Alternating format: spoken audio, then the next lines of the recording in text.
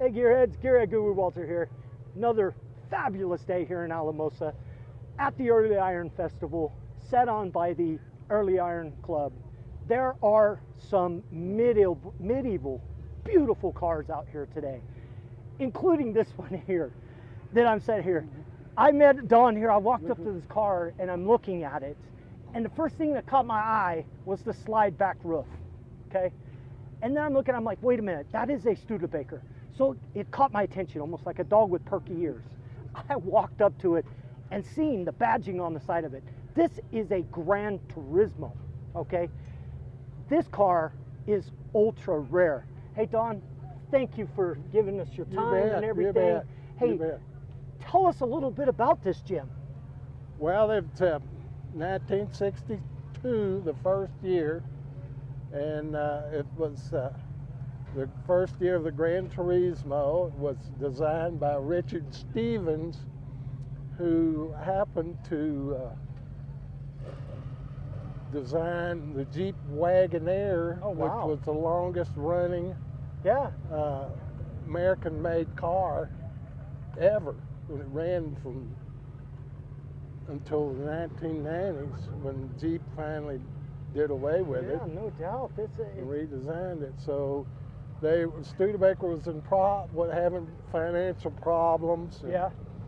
And they designed, Richard Stevens, they had him design this car, and it's way ahead of its time with the styling. I see that. And Was the roof, is that something that was a option that was ordered, or was it something that came right off the showroom that way, or how was that?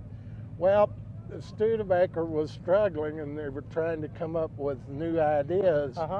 And they had developed a line of cars called the Lark. And Yes. they were a little economy car, and they came up with it's called the Gold Skytop. It's made in Germany. Yeah. And they also sold them to take a look at this thing. Rolls Royces and things like that. They were the early model sunroof. Yeah, I was interviewing, I Yeah. was talking to actually a friend of mine. He has a 72 Chevrolet Nova with that this has one exact now. top on it. General Motors Yeah.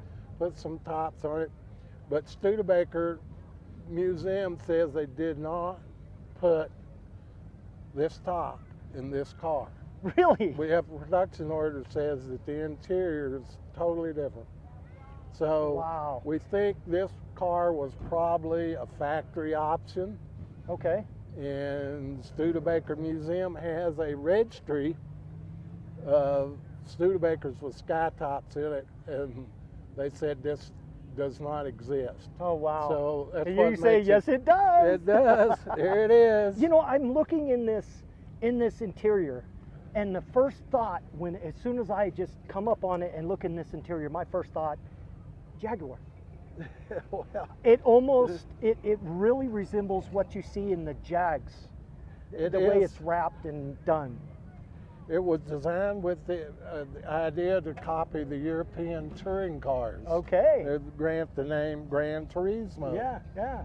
The Gran Touring car, and basically the styling matches the European. It's got And lines. that's where the ideas came from. And I mean, like the chrome trim at the top of the Yeah. body line. That's almost Mercury-esque, almost Yeah. like a Mercury.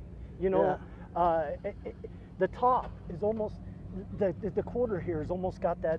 I mean, Studebaker used so much designing, but I think the other makers took their designs probably. You Yeah. never know, Yeah, you know, because it has a lot of Ford. You could see Ford. well, they copied a lot of things, but they were one of the problems they had selling things was they were far advanced. The styling of this car is totally different than what you'd see Just incredible. in General Motors or Ford doing in the Factory early dual 60s. exhaust, or is this something you installed? It came with factory dual exhaust, Okay. although this has been refurbished, Yeah. but redone. But the neat thing about the thing is TT Oh, I didn't is even a see that positive first track time. transmission. I mean rear end, sorry. Really? Rear end, and that's how they labeled it. TT. TT. Instead of Plaza Chevrolet Track, call it TT. Plaza Track. The same rear end, by the way, that General Motors have used. And what's the power plant? The power plant is a 289. Can we take a look at it? Sure.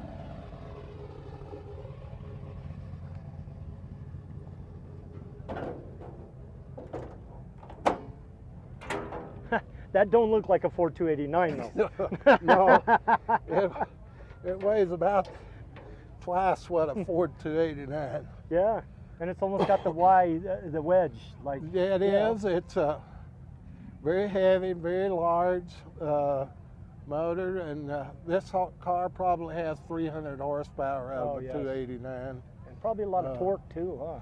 Yeah, the strange thing about this car is up here, it's a crate motor from Studebaker, and they've never put numbers on them. There's just a clover leaf stamp on it. Oh, wow. So we don't really know, without taking the heads off of it and measuring it, for sure that it's a 289. Okay, okay. Without you never know with Studebaker. You know, I mean, they were doing turbochargers and superchargers. Yeah. They were, like you said, they were way ahead of their time when they were doing it. So, yeah, that's why Studebakers are so fascinating, because you always find something different. You could find the exact same car, but you're going to find something different about that car with Studebaker. It's just a very fascinating automaker. So, and the thing it will not get hot. Oh, really? You see the shroud that's on the thing. Yeah. The fans are way up there, and you can't get it hot. The temperature gauge doesn't work, but I never have any problems with it. I actually run it dry.